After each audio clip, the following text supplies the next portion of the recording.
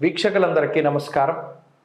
August మాసంలో కుంభరాశి వారికి ఏ విధమైనటువంటి ఫలితాలు కలగబోతూ ఉన్నాయో మనం ఈ కార్యక్రమం ద్వారా తెలుసుకుందాం. ముఖ్యంగా కుంభరాశి వారికి ఉండేటువంటి గ్రహస్థితిని చూసినప్పుడు ఈ రాశి వారికి జన్మరాశిలోనే వక్రించినటువంటి శనేశ్వరుడు, అలాగే 2వ స్థానమందు రాహువు, 4థ స్థానమందు గురుకుజులు, 6ఠ స్థానమందు రవిబుధులు, 8వ శుక్రకేతువుల యొక్క సంచారం ఉన్నది. ఇక్కడ కుంభరాశి వారికి యోగించేటువంటి గ్రహాలను గనక చూస్తే 2వ స్థానమందు రాహు యోగిస్తూ ఉన్నారు, 6ఠ స్థానమందు రవిబుధులు యోగిస్తూ ఉన్నారు, 8మంలో శుక్రుడు యోగిస్తూ ఉన్నారు. 16వ తారీఖు దాటాక రవి యొక్క అనుకూలత కొంత తగ్గుతుంది, 7మంలోకి రవి వెళతారు. ఇలా చూసుకున్నప్పుడు కుంభరాశి వారికి ఇది సానుకూలమైనటువంటి మాసంగానే చెప్పవచ్చును. ప్రత్యేకించి ఈ గ్రహస్థితి ఆర్థికంగా ఉండేటువంటి పరిస్థితులు కనుక పరిశీలన చేస్తే 4థమందు కుజుడు, 4థమందు గురుడు కూడా కొంత మానసిక భయానికి కారణమవుతారు. భాగ్యహానిర్భయం క్రూరం బంధువైరం ధనక్షయ. ప్రత్యేకించి ఈ మాసంలో బంధువులతోటి సఖ్యత దెబ్బతింటుంది, కుటుంబ సభ్యులతో ఉండేటువంటి సఖ్యత దెబ్బతింటుంది. కుటుంబ సభ్యులందరూ కూడా ఒక తాటి మీద ఉండకుండా రకరకాలుగా విచ్ఛిన్నమైపోతారు. ఎవరి మాటని ఎవరు కూడా లెక్క చేయకుండా, ఒక ఐకమత్యం అనేటువంటిది లేకుండా కొంత కుటుంబ వ్యవస్థ అనేటువంటిది కొంత విచ్ఛిన్నం అవ్వడానికి అవకాశం ఉంటుంది. అలాగే ఎవరి దగ్గరికి అయితే వెళ్ళి మీ బాధలు చెప్పుకోకూడదో అటువంటి వారి దగ్గరికి వెళ్ళి మీ యొక్క బాధను చెప్పుకోవడం ద్వారా వారు మిమ్మల్ని లోకువ పట్టడం, లేదా మిమ్మల్ని సూటుపోటు మాటలతోటి వాళ్ళు తదుపరి వేధిస్తూ ఉండడం, అయ్యో మనం వీడి దగ్గరికి ఎందుకు వెళ్ళాం, వీళ్ళ దగ్గరికి వెళ్ళి ఎందుకు చెప్పుకున్నాం అనేటువంటి బాధ అది కుంభరాశి వారిలో ఎక్కువగా ఉంటుంది. అలాగే ఆర్థికపరమైనటువంటి విషయాలను కనుక చూసినప్పుడు ఆర్థికంగా ఈ రాశి వారికి అంత ఇబ్బందికరమైన పరిస్థితులు లేవు. అయినప్పటికీ కొంత అనవసరమైనటువంటి ఖర్చులు, మీ స్తోమతకి మించి ఈ ఖర్చు ఇది మనకి అనవసరం అని తెలిసినప్పటికీ కూడా కొంత ధనాన్ని ఖర్చు పెట్టేటువంటి స్థితులు. కొన్ని సందర్భాల్లో మీ గురించి మీరు కాకుండా ఇతరుల కోసమై, బంధువర్గం కోసమై, లేదా ఎదుటివాడి మెప్పుని పొందడం కోసమై ₹1 ఖర్చు పెట్టాల్సిన చోట ₹10 ఖర్చు పెడుతూ ఉండడం, దానివల్ల కొంత ఎక్కువగా ధనాన్ని నష్టపోవాల్సి రావడం. మీకోసం కానీ మీ కుటుంబ సభ్యుల కోసం కానీ డబ్బు ఖర్చు పెట్టకుండా మీరు కష్టపడ్డటువంటి సంపాదన అంతా కూడా అన్యుల కోసమై, వ్యసనాల కోసమై ఖర్చు పెడుతూ ఉండడం, ఇటువంటివన్నీ కూడా కుంభరాశి వారిలో ప్రత్యేకించి కనబడుతూ ఉన్నాయి. ఆరోగ్యపరమైనటువంటి విషయాలను కనుక పరిశీలన చేస్తే అటు ఆరోగ్య సమస్యలు కనబడడం లేదు, కానీ మానసికమైనటువంటి ఇబ్బందులు ఎక్కువగా ఉన్నాయి. ఎవరికి చెప్పుకోవాలో తెలియనటువంటి పరిస్థితి. పోనీ ఎవరికైనా ఈ సమస్య చెప్పుకుంటే ఇది బహిర్గతం అయితే మరలా దీనివల్ల మన స్థాయి ఏమవుతుంది, మన పరువు ఏమవుతుంది, లేదా పలానా సమస్యతో నేను బాధపడుతున్నానని ప్రత్యేకించి మనసు విప్పి ఎవరికి చెప్పుకోలేనటువంటి పరిస్థితులు కొన్ని కుంభరాశి వారికి ఉంటాయి. ఆ మానసిక వ్యధ మాత్రం కొంత ఈ మాసంలో ఎక్కువగా ఉంటుంది. దైవ దర్శనాలు చేద్దామనుకున్నా కుదరవు, ముఖ్యంగా దేవాలయాలకు వెళ్ళడానికి కుదరదు.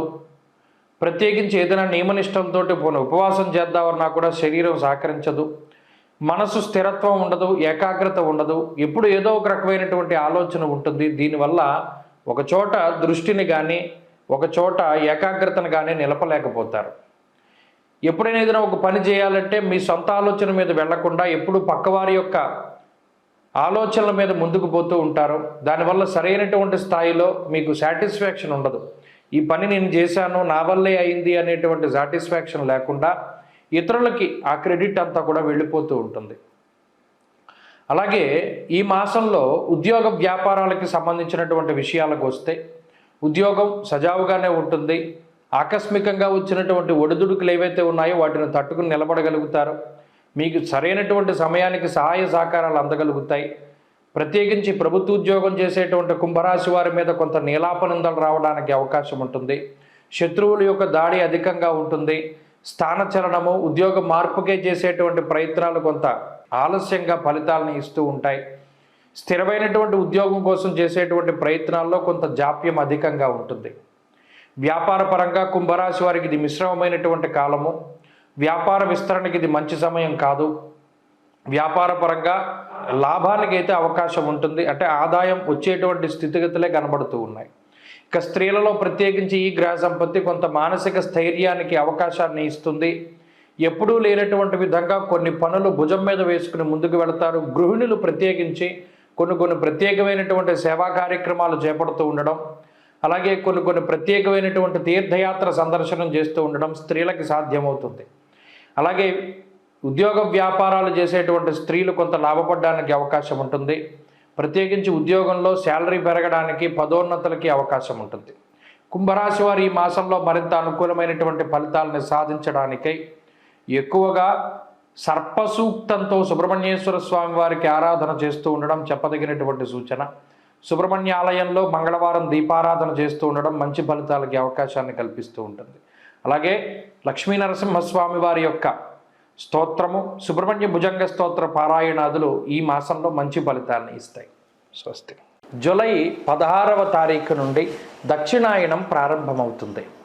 దక్షిణాయనము అంటే ఏంటండి అంటే సూర్యుడు ఎప్పుడైతే పునర్వసు నక్షత్రము 4వ పాదంలోకి సంచారం చేస్తారో, కర్కాటక రాశిలోకి ఆయన ప్రవేశం చేస్తారు. ఆ రాశి ప్రవేశం లగాయతూ మరలా తిరిగి ఉత్తరాషాఢ 2వ పాదంలోకి మకర రాశిలోకి ప్రవేశించేటువంటి సమయం వరకు కూడా ఉండేటువంటి కాలాన్ని దక్షిణాయన కాలంగా చెప్తారు.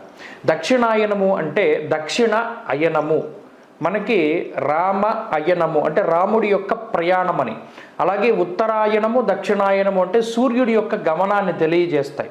మీరు గమనిస్తే ఇప్పుడు సూర్యుడి యొక్క ఇప్పుడు ప్రతిరోజు సూర్యుడు ఉదయించేటువంటి దిక్కును కనుక చూస్తే, అంటే మీరు ఇంటి దగ్గర ఉండి చక్కగా మీరు తూర్పు సింహద్వారం అయితే తూర్పు సింహద్వారం, లేదా ఏ సింహద్వారం అయినా తూర్పు వైపు ఉండేటువంటి ద్వారం దగ్గర నిలబడండి. ప్రతిరోజు ఉదయం సూర్యుడు ఏ దిక్కున ఉదయిస్తున్నాడో మీరు పరిశీలన చేయండి.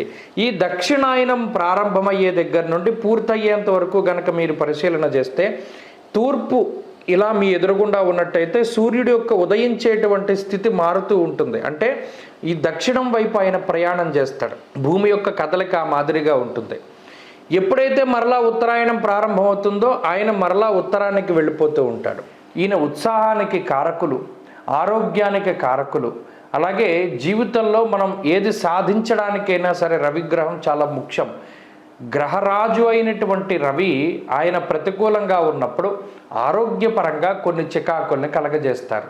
అలాగే ఉత్సాహ భంగానికి కారణమవుతారు. అనగా ఎప్పుడైతే అనారోగ్య సమస్యలు వస్తాయో మనం అంత ఉత్సాహంగా ఉండలేం కదా, అలా ఉత్సాహానికి ఇబ్బంది వాటిల్లుతుంది. దానితో పాటుగా జీవితం అంతా కూడా కొంత ఇబ్బందికరంగా ముందుకు సాగుతుంది.